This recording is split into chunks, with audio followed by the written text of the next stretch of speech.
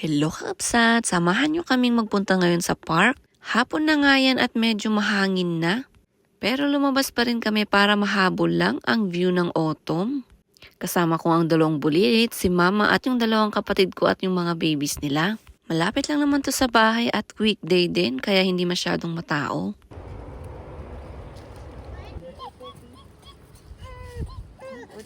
Alay lakad muna ang mga persons, ngayon lang ulit nakalabas. Ang cute ni Bunso, antayin nyo daw.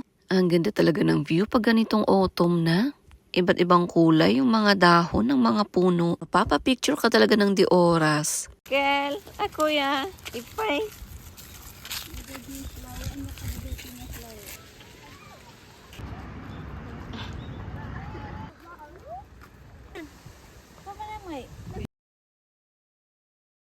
Dito na nga kami sa taas dahil dito yung mas maraming puno at mas maganda yung kulay.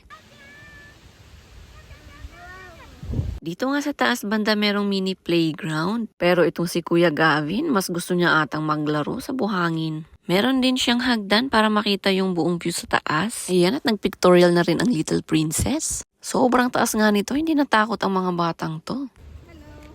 Hello.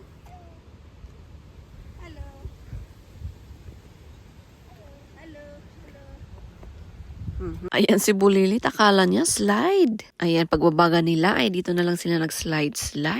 Isang oras mahigit lang ata kami dito dahil medyo malamig na nga. Yay!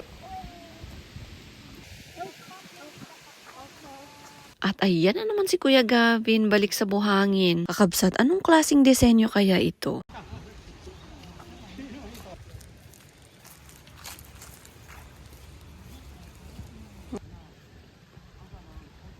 Meron nga rin silang baseball field dito at saktong ayan, meron naglalaro. Di na nga namin nakayanan yung lamig kaya pauwi na rin kami.